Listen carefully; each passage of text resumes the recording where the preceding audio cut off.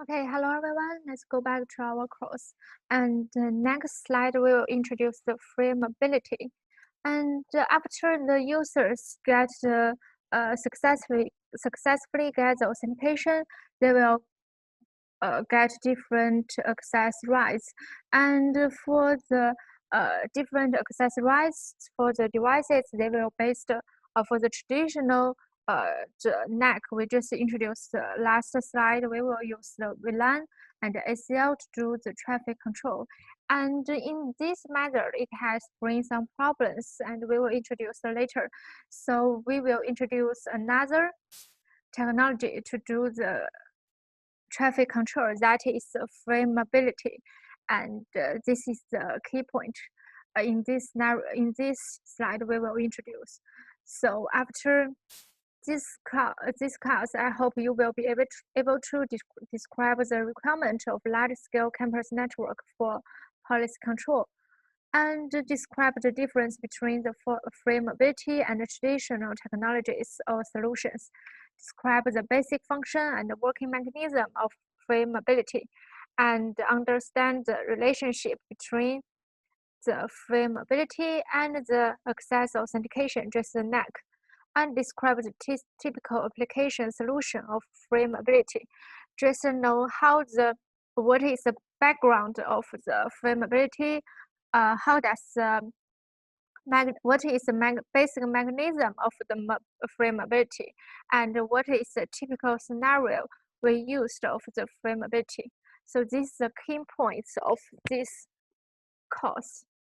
So let's go to the first part. Is about the technical background and basic concept of free mobility.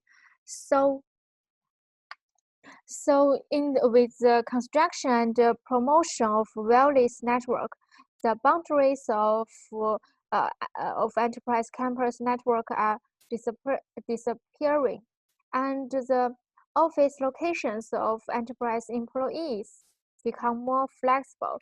So in the large-scale movement of employees access locations improves the enterprise production efficiency, but it also brings the challenges for the employees' traffic control, right? So for the traditional solution, we will use the NAC together with the VLAN and ACL. That is, we will configure the specific devices as the authentication point.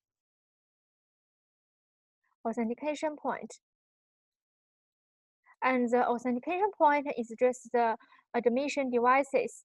And for the authentication point, we need to configure the NAC first. First we need to configure the NAC, and second, we need to configure the specific ACL and the VLAN on the authentication devices. And then when the terminals enter these devices, it want to connect with different resources. You need to pass through the NAC process first, and then it will get the authorized ACL and VLAN. And for the authorized ACL and VLAN, it will match to the rule it have pre-configured on the authentication point, and then it will do the traffic control, right? This is the whole process for the traditional solution. Use the NAC together with the ACL and the VLAN. That means it have the heavy configuration for the administrators, because first, the association between the ACLs and the users takes effect only on the authentication point, because only on the authentication point it can get the authorization information.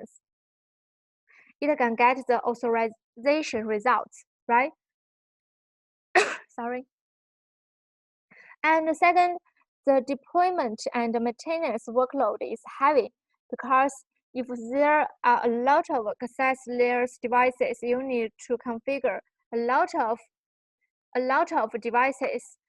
You need to pre-configure the ACL, the VLAN on a lot of devices. So the configurations work is very heavy for the administrator, and the employees are required to access the network and go online through a specific switches, because the ACL, if we use the ACL to do the control, it's based on the specific IP address, right?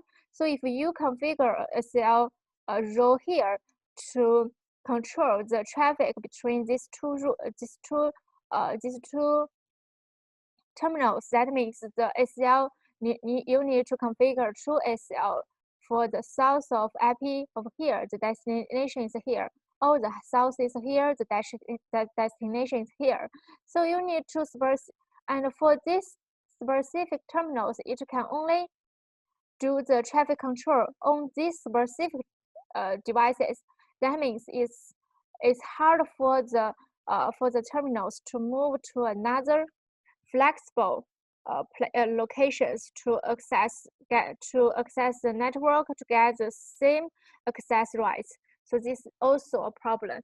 And the final, ACLs need to be configured in advance, because if you want to do the traffic control, you need to pre-configure the ACL and the VLANs in advance.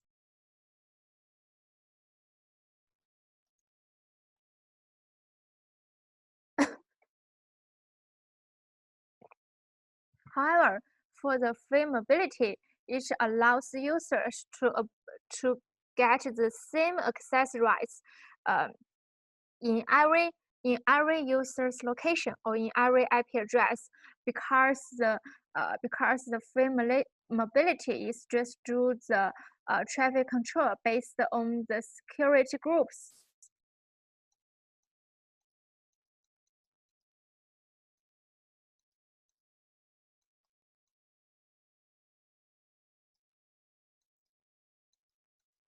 Is based on the security groups, and the security groups is separate from the IP address, so it do not recognize the user's IP address. It's just based on the security group to do the traffic control. So the advantage of the free mobility is just like this. There are three kinds of advantages. First is decoupling of service policy from the IP address, because for the we set the users who have the same access rights to the same security groups. So for the administrators, it just deploying the traffic policies based on the security groups.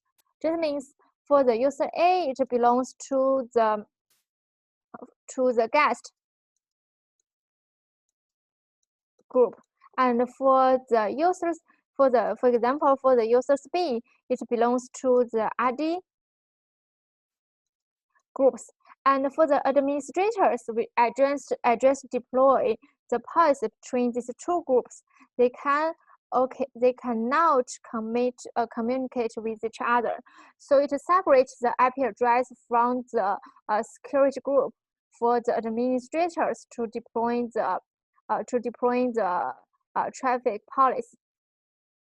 And the second is centralized management of user information, because we just contain the users information, such as user's account, the users, and create the online users information, such as the map between the IP address with the security group, and also the policy management.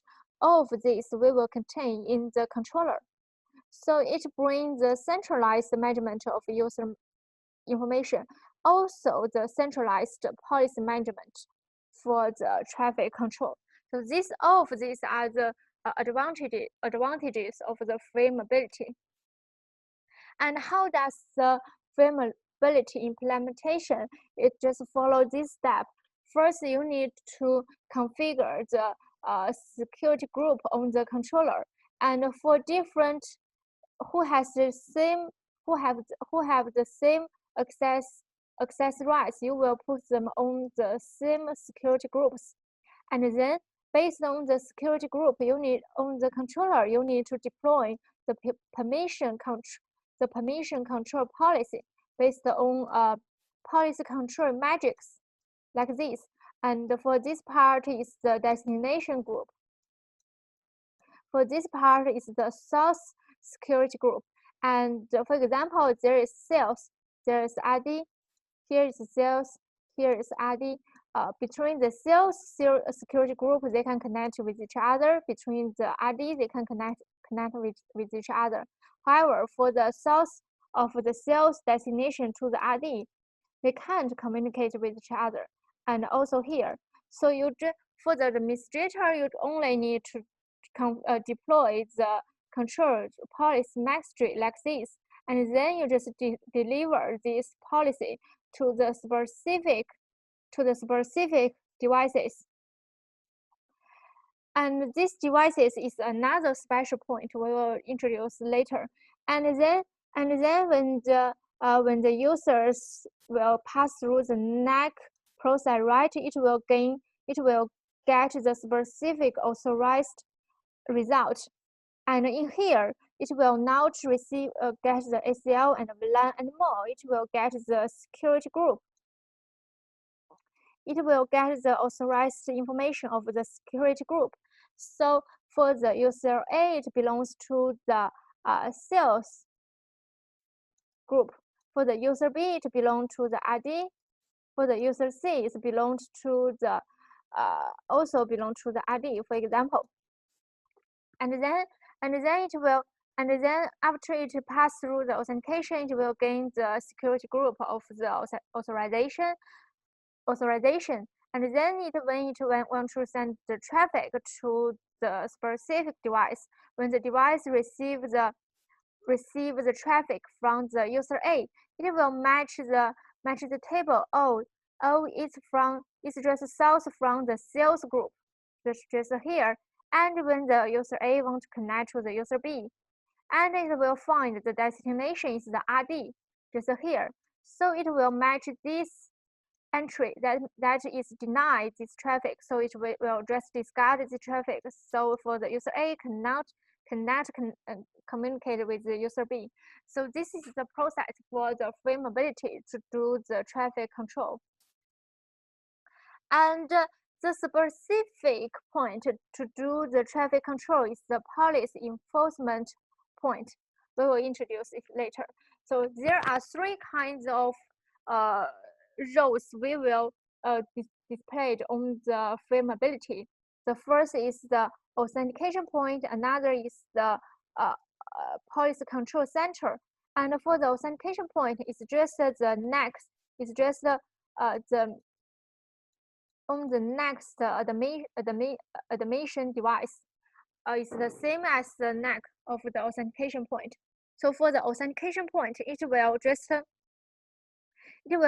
do the process for the authentication, and it will also do the function as receive the authorizations information from the server, and the controller can do as the radio server, and also it can do as a policy control center.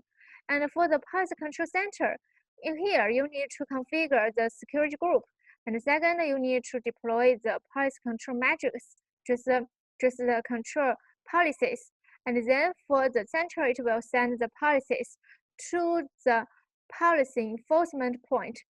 And for the policy enforcement point, it will receive the table, just from the source security group to the destination security group, and then it will do the traffic control.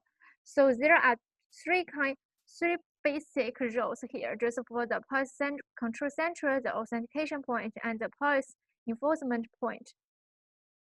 And as usual, we will combine the authentication point and the policy enforcement point as the same devices, because it's simple for the devices to do the traffic control. However, you can also separate them. You can just make this device as the authentication point, but you can set these three access layers devices as the policy enforcement point. Both these are okay. And the difference is that how to get the IP. and the security group entries, the map entries, because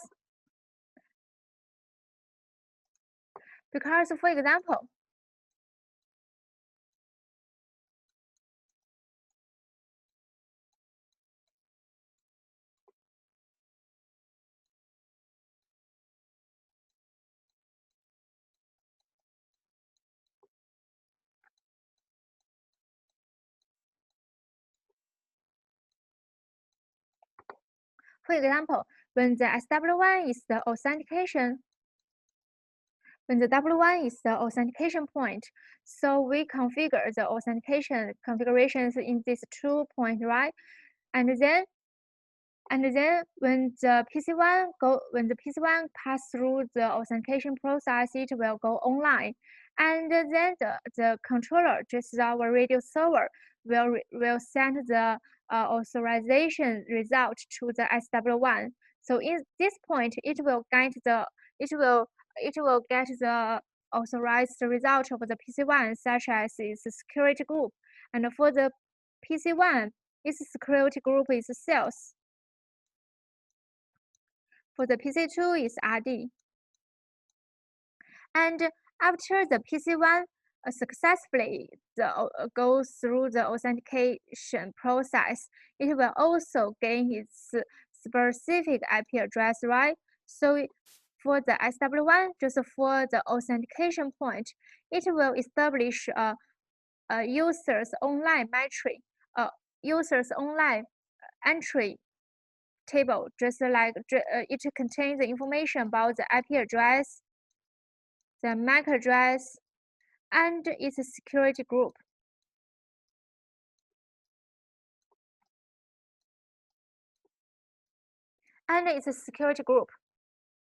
So for the authentication point, it has a table like this with the IP address and the security group's map. And for the also, it will send the online information to the controller. So the controller also will save these information, such as the IP address with the security group. So after the terminals pass through the authentication, two places will receive the IP and with map the groups table. One is the authentication point, another is the controller. So here is clearly okay. And how about the policy enforcement point? The policy enforcement point. As we also set this point as the policy enforcement point. So in this point, the controller will deliver the policy metric to it, right? Just the traffic policy just from the source security group to the destination security group to this point, right? So now when the PC1 wants to connect to the PC2, it will send the packet to the SW1.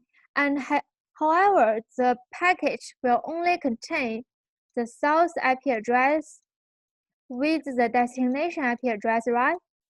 So when the policy enforcement point want to do the traffic control, it will need to match the security group.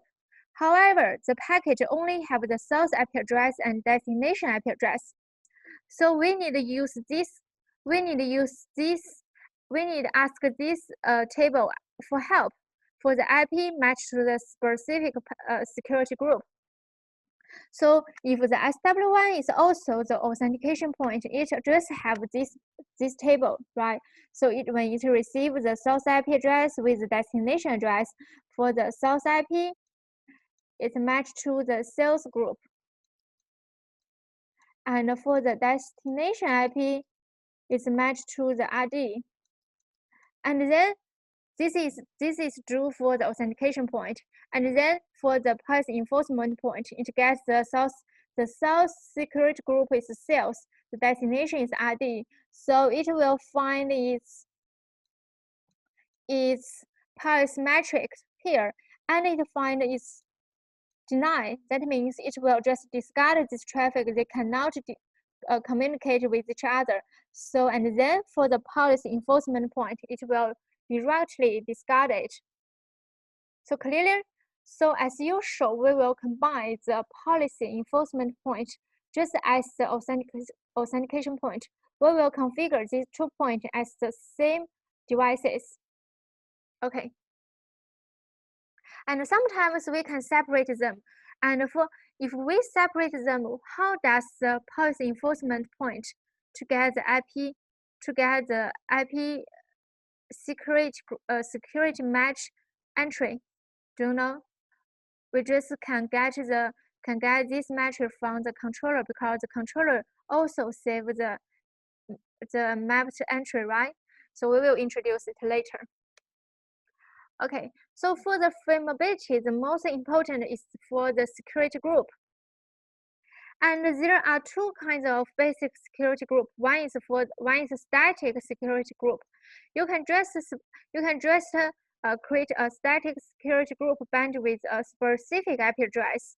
And as usual, we will set the server resources as the static security group. And for others, just like the example we used for the sales, for the RD, for the marketing, or for the guest, just for the users, we will set them as dynamic security group.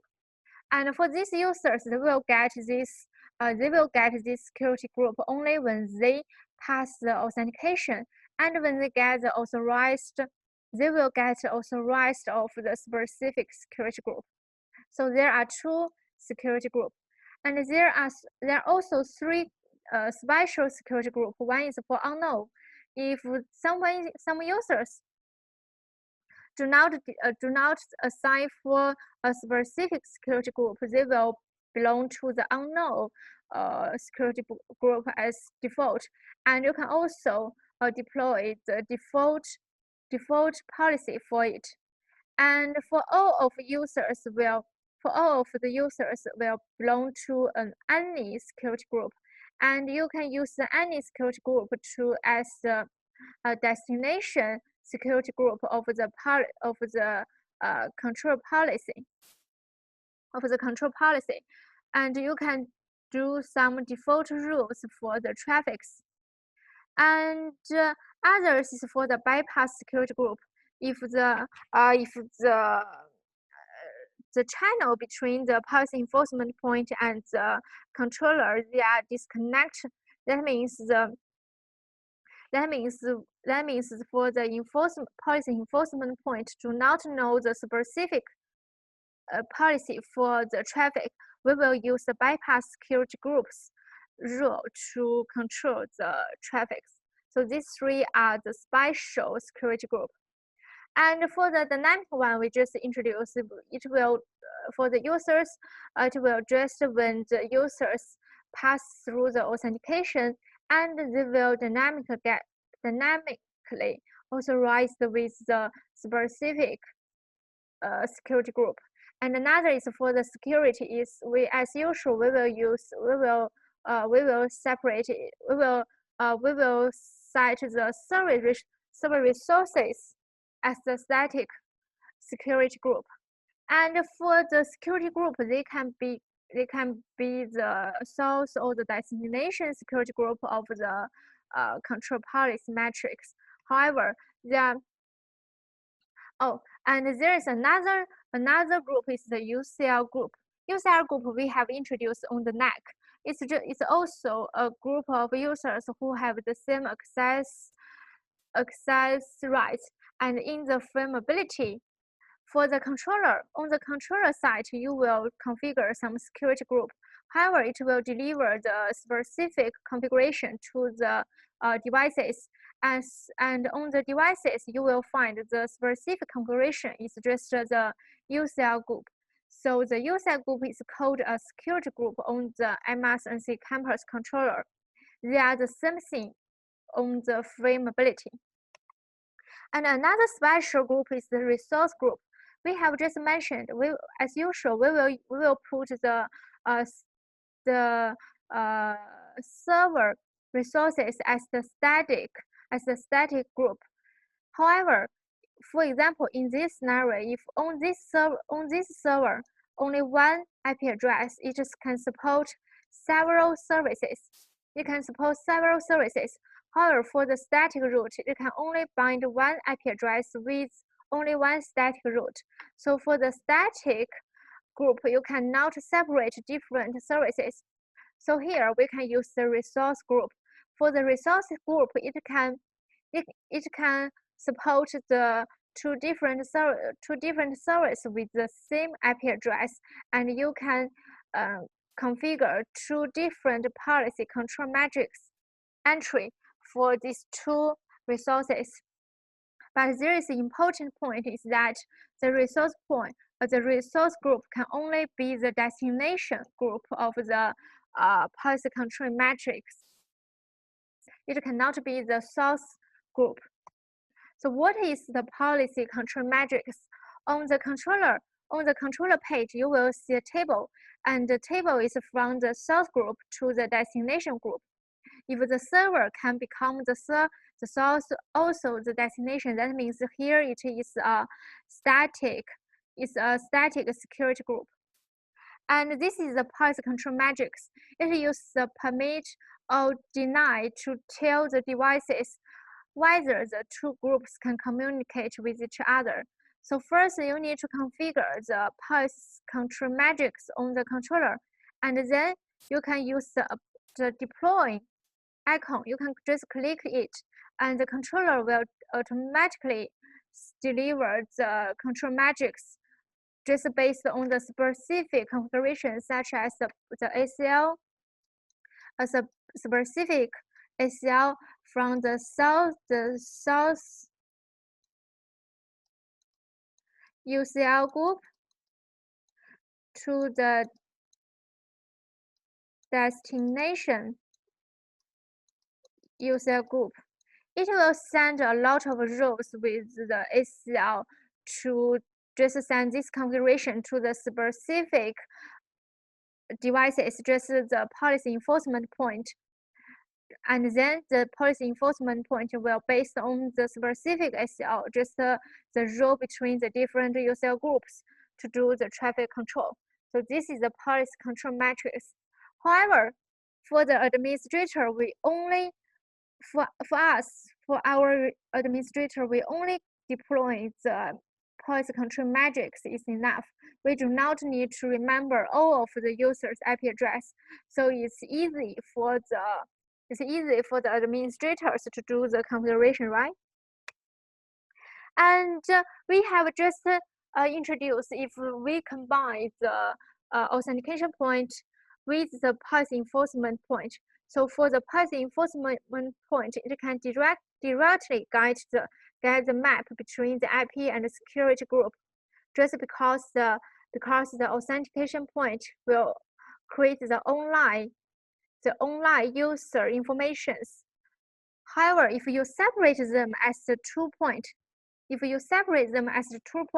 so in this scenario, for this part is the authentication point, it will create this entry between the IP and the security group, and this access layer is the policy enforcement point. It only has the policy control matrix, only has the table from the source group to the destination group, right? So when the traffic here, it cannot recognize the source and destination IP address to the matched source and security group and the destination security group, right? So in this scenario, the policy enforcement point cannot do the traffic control. So we need to ask the IP security group entry subscription for help. That means for the policy enforcement point, you can just subscribe the IP security group entry on the controller, and then when the controller gets the IP and security group matrix, group table, it will directly send this IP security entry to the policy enforcement point. So in this time, when the traffic to the policy enforcement point, it will recognize the source and destination IP address based on the IP source IP security entry pushed by the controller, and then it will get the source and the destination security group, and based on the policy control metrics to do the traffic control. Okay, so this is the function of the IP security group entry subscription.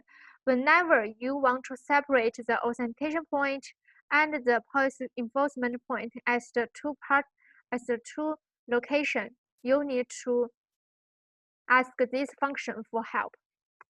Okay, all of these are the basic concept of the frameability. And the next part we will talk about the detail about the working mechanism of the frameability. First, this is the whole process of the frameability. First, we have just introduced it. We just go do some review. First, for the controller, you just need to create the user security group, and then you need to create the control policy matrix, and then for the controller, you need to deliver the matrix to the enforcement point. And in this scenario, we just combine the authentication point with the policy enforcement point. So when the user terminals want to connect to the specific network resources, it will go through the authentication process first. So when the user have been verified the identification from the radio server built in the controller, it will authorize the specific security group to the user. And also for the authentication point, it will create the online user entries for the IP with the security group. So when the user want to connect to the resources, it will contain the source and IP address and match the source and destination security group, and final match to the policy control matrix to do the traffic control. So this is the whole process for the frameability. And the detail is that first you need to create the user's account on the controller just for different username with different password. And for the users, they can just, for example, if we use 802.1x authentication, and this account is also belong to this authentication. So for the user one, if we each want to connect to the network, to the internet, it needs to open the 802.1x client first, and then it will just use this account to go through the authentication process. So this is the user's account. After you create the user's account, you need to create the specific security group for different users. So there, for the user one and user two, we want to specify the security group dynamically. So you can create two dynamic security group for these two users. And for the server, you can create a static server bind with a specific IP address. It's just like this. So this is the server's static security group. After that, you need to based on the security group, you need to create the policy control matrix, just the intergroup policies on the controller. And on the controller, as our site, we also just look like a table, just like this. And in different between different groups, you can just configure the rules for permit or for deny, and then the controller will just push this policy control matrix to the policy enforcement point. And for this point, it will get the specific configuration of the ACL. And it just contains a lot of rules from the source UCL groups to the destination UCL groups. So on the controller side, you will just find that is security group, and on the devices, they will just get the specific UCL groups configuration. And then is for the users connect to the device, connect to the network, it will go to the authentication process first. And for the authentication point, it will just directly send the identification information to the controller, and the controller will verify the information and will send the authorization result to the authentication point. So the authentication point will get the security group of for the user one is the group one, and then when the users will get the IP address from the DHCP, maybe from the DHCP server, and when the authentication point receives the traffic from the user one, it will create the online user entry with the MAC address, IP address, and the security group. And the same process for the user two. So for the authentication point, it will get the online user entry like this, with the IP map the security group's entry. So as well, the controller have already pushed the policy control matrix to the policy enforcement point in advance. So till now, when the user one wants to connect to the user two, it will send the IP packet with the source and destination IP address here. And when the call switch receive it, it will find to the online user entry to get the source and destination security group. So for the 1.1, it will match to the group 1. For the 2.1, it match to the group 2. And for the group 1, it's the source group just here. And for the destination group, it's the group 2. So you will match this policy entry, and then the action is denied. So for the policy enforcement point, we'll just discard this traffic so that the user one cannot communicate with the user two. Okay, this is the whole process for the frameability.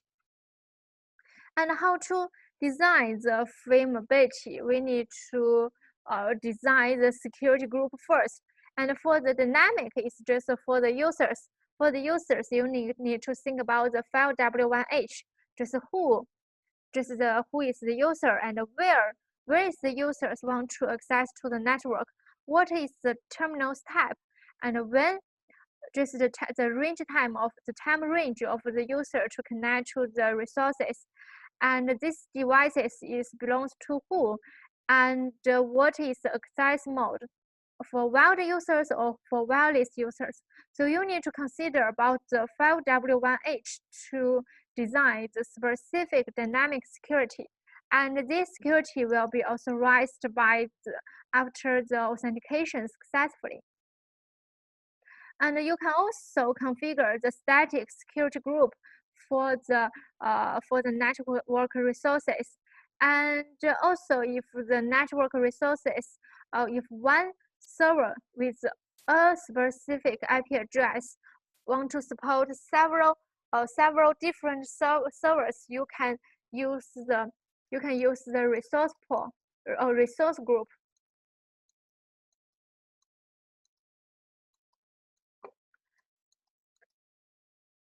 You can use the resource group to create the policy matrix. And after you consider about the and then you need to create the policy control matrix based on the security group.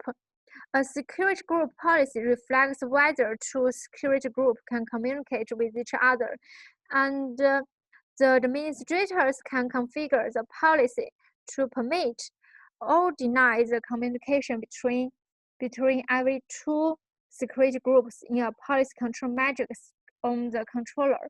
And if no control policy is created for the source, just like this, for the source to the destination group, they will just match the default rule. Just as usual, the default route is permit. But on the is permit. But on the controller, you can change the default action of the default rule.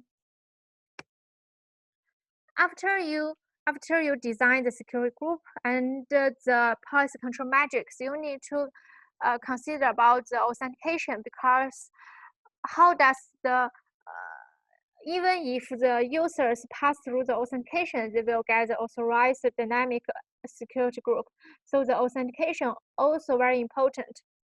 And so for different scenario, you will use different authentication method. We just introduced on the next, so we will not introduce it again.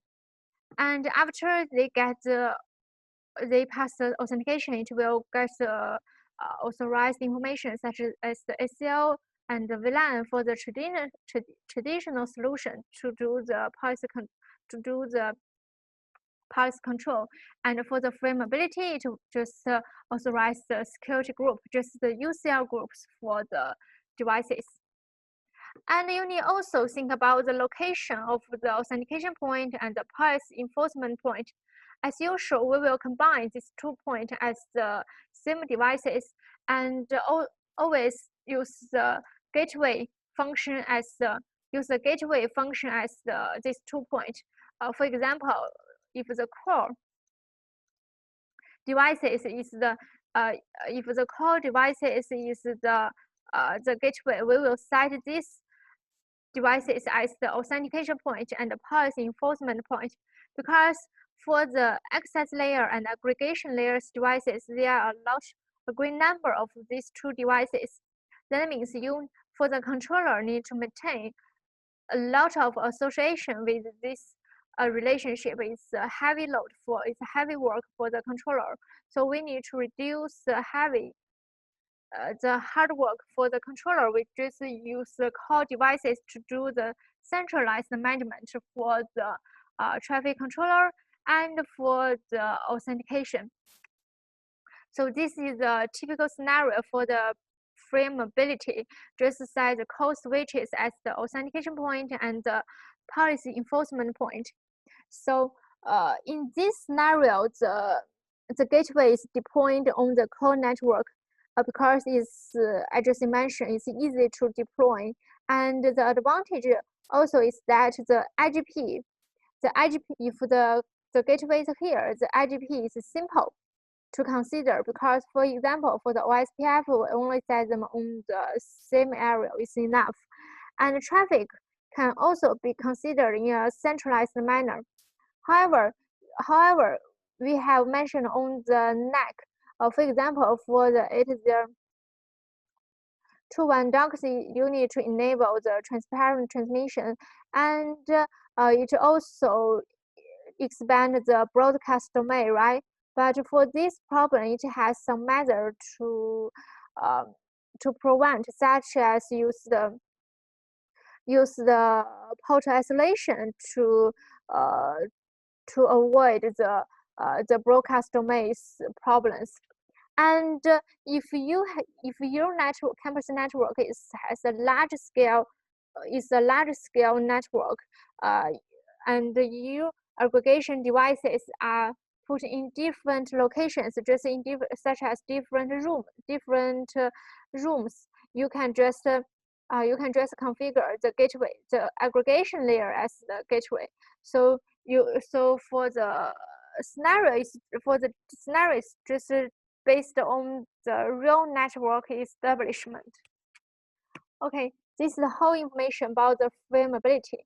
It's a simple technology, but it's very important because it's a highlight technology. It's a highlight technology of the campus solution. And in the next slide, for the large and medium-sized campus network design, we will also introduce some typical scenario of how to use the frameability. Okay, there are 2 questions. First, in the frameability solution, a policy enforcement point must be an authentication point and is typically deployed on a user gateway. I think this is incorrect. As usual, we will put these 2 points as the same devices, but you can also separate them in different devices. And if you separate them in different devices, for the policy enforcement point, it needs to ask the IP security group entry subscription for help. So the answer is B, is incorrect. And second, free mobility implements policy management and permission control based on security group. So rules such as VLANs and ACLs need to be planned during the network design. I think it's incorrect because if you use the free mobility, you do not think about the VLAN ACL in advance anymore. You only need to create the security group, and on the controller, you only need to create the policy between the security groups. And for the controller, it will deliver the basic configurations automatically by itself to the devices. So for the administrator, it's do not for the administrator to think about the VLAN ACLs in advance. So the answer also incorrect. Okay, this is the whole information about the free mobility. I think it's very important and it's a useful technology in our nowadays in our network management by the controller. If you use the controller to deploy your network automatically, you can just use the free mobility to do the traffic control. I think it's easy for the administrators to maintain. Okay, this is finished for the free mobility. Do you have any questions? If no, let's take 10 minutes break, and then we will talk about the final slide about the design for the large and medium-sized campus network. Okay.